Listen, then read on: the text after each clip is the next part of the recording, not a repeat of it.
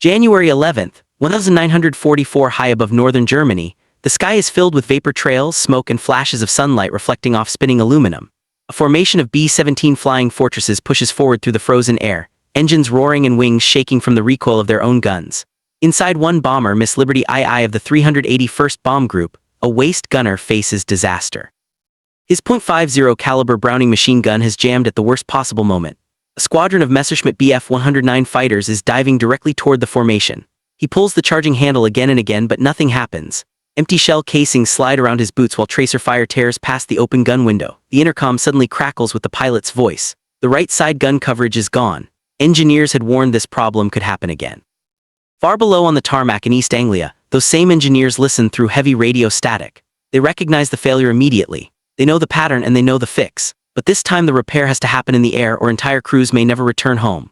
By early 1944, the air war over Europe had reached a breaking point. The United States 8th Air Force, operating from dozens of airfields across eastern England, flew deep into Nazi territory almost every day. Their weapon of choice was the B-17 Flying Fortress, an aircraft that became both a symbol of American strength and a brutal test of human endurance. The strategy sounded simple in theory but deadly in reality.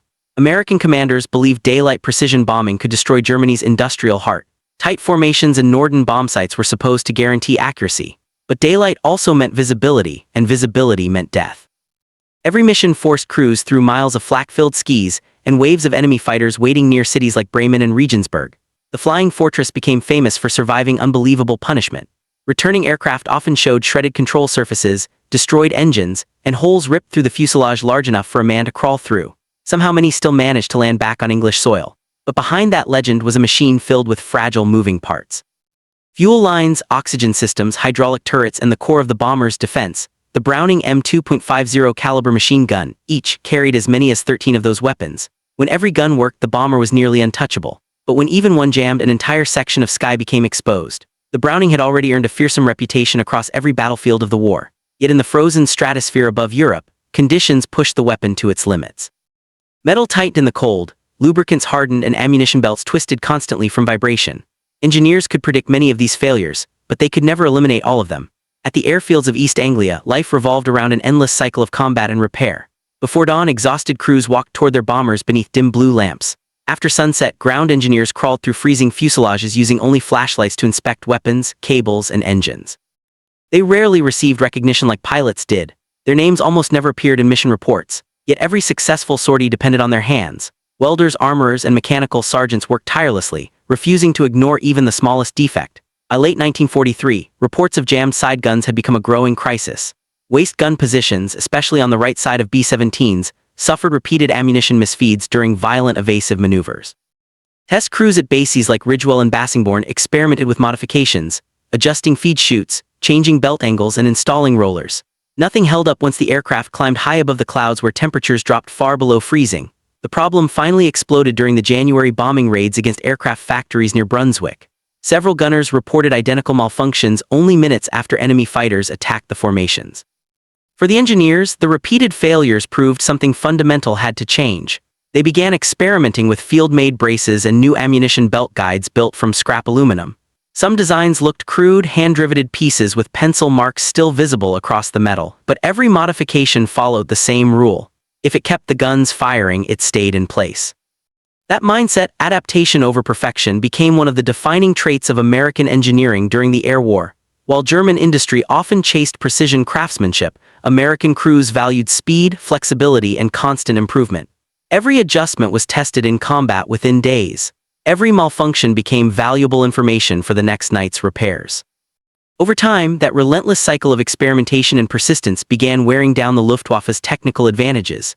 Back aboard Miss Liberty II, the crew still struggled desperately to clear the jammed weapon. On the ground, young mechanics at Ridgewell studied the latest malfunction reports spread across cluttered worktables. Somewhere in those pages was the pattern that could decide whether dozens of bombers survived their next mission. The airfields scattered across wartime East Anglia resembled small cities carved into frozen farmland.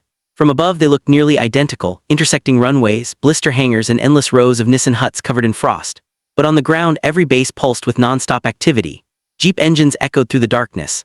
Mechanics smoked quietly beside glowing heaters, while trucks rattled past carrying ammunition crates and replacement gun barrels wrapped in grease-covered paper. The 381st Bomb Group's base at Ridgewell was only one of many. Every morning started long before sunrise as air crews pulled on electrically heated suits and gathered for mission briefings. Red lines stretched across wall maps deep into Germany toward targets like Hanover, Brunswick, and Leipzig. Once the bombers roared down the runway and disappeared into the clouds, the ground crews waited beside the control tower, staring at the horizon and counting every returning aircraft. Missing bombers left a silence nobody wanted to acknowledge aloud. Among the most important men on those bases were the ordnance and armament crews. They formed the unseen backbone of the air war. Their responsibility was simple in theory but terrifying in practice, making sure every gun fired properly not during training, but in the freezing violence of combat high above Europe. Many of these mechanics were barely older than the gunners they protected.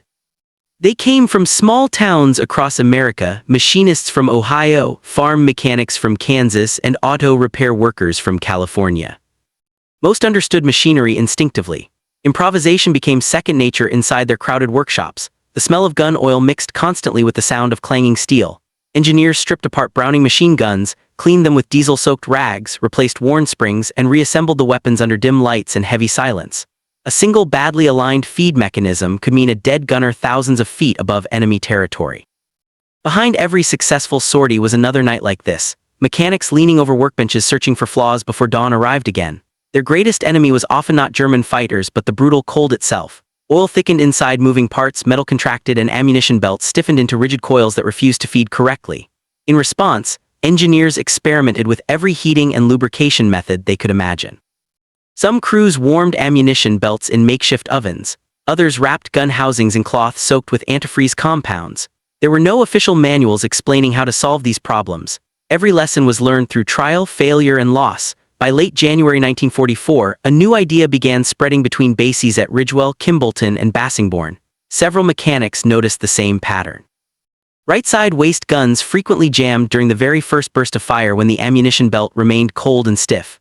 One sergeant, formerly an auto mechanic from Detroit, suggested bending a short piece of radio wire into a guide spring that forced the ammunition belt upward at a smoother angle. The solution looked improvised, awkward, and completely unofficial. Yet during ground tests it worked perfectly. Crews quickly nicknamed it the wire trick, and the idea spread quietly from hangar to hangar and bomber to bomber. In that environment, the line between engineering and invention almost disappeared completely. There were no laboratories and no official pats involved, only experience, observation, and instinct. Whenever a bomber returned with a frozen or damaged gun, mechanics tore it apart before the engines had even cooled. Every damaged bullet link and every jammed feed became evidence in a non-stop mechanical investigation. Across the English Channel, Luftwaffe pilots began noticing something deeply unsettling about American bombers: their ability to keep fighting even after suffering terrible damage. Entire sections of an aircraft could appear destroyed, yet the remaining guns still fired with deadly precision. German intelligence officers studying crashed B-17s discovered strange field modifications and improvised repairs unlike anything shown in factory manuals. It became clear the Americans were adapting their aircraft faster than the Germans could study them. That relentless flexibility became one of the defining features of the American approach to industrial warfare. Engineers did not wait for permission or formal approval. They fixed problems immediately and passed successful solutions from crew to crew. By the time Miss Liberty II lifted off for its mission over Brunswick, the wire guide trick had already prevented failures on several bombers. Still, nobody knew it would soon face its hardest test yet. The B-17 was a machine built from rivets, glass, steel, and courage. Inside the aircraft, the noise was overwhelming. 4 roaring engines shook the airframe while machine guns hammered constantly and freezing air rushed through the fuselage. For the crew of Miss Liberty II, the right waist gunner was Corporal John Evans, only 21 years old. He had learned to operate a Browning machine gun barely a year earlier. By the winter of 1944, he had already flown numerous combat missions and witnessed firsthand what happened when a defensive gun failed during battle. Enemy fighters attacked weak points like wolves hunting wounded prey. That morning, temperatures high above Germany plunged far below freezing. Tiny frost crystals drifted through the fuselage like powdered glass. Evans's hands felt numb even inside heavy gloves. The moment his gun jammed in the middle of a firing burst, he reacted automatically. Pull the charging handle, clear the belt, check the feed. Nothing worked. For a few terrifying seconds, Evans experienced the isolation every gunner feared most. He sat surrounded by weapons and firepower, yet suddenly defenseless, trapped in a silent corner inside a fortress filled with noise. The Browning M2.50 caliber machine gun formed the backbone of the American air war. Yet at extreme altitudes, even that famous weapon struggled against the environment. Thin ammunition belt links stiffened in the freezing air, lubricants hardened and recoil systems slowed under the cold. The engineers who installed the wire guide believed it would reduce tension on the belt and allow smoother feeding during combat. It seemed like a tiny adjustment, almost insignificant, but in the skies above Europe such details separated survival from death. A single B-17 never fought alone. Bombers flew together in staggered combat formations designed to maximize overlapping defensive fire. If one gun failed, a dangerous gap opened in the pattern. If several guns stopped firing, the entire formation became vulnerable. German fighter pilots studied these weaknesses carefully, always searching for the least protected angle of attack. The instant Evans's gun went silent, an attacking Bf-109 pilot would have noticed. The enemy fire ripping into the fuselage was not random. It was calculated exploitation of a weakness. The Americans answered those attacks the way they solved most wartime problems, through adaptation under pressure. Over the radio, Evans's crewmates shouted warnings that the right side had gone blind. Immediately the top turret gunner rotated downward to cover the exposed area. That coordination between crew members became an invisible shield that kept many flying fortresses alive. What truly separated the United States Army Air Forces from its enemies was not only industrial strength, but the close relationship between air crews and ground engineers. German pilots often met mechanics only briefly. American crews lived alongside theirs every day. They shared meals, stories, jokes, and grief together. Every repair mattered because everyone understood a human life depended on it. The wire guide trick became more than a simple mechanical adjustment. It represented trust, proof that an engineer's hard work on the ground could protect a gunner thousands of feet above enemy territory.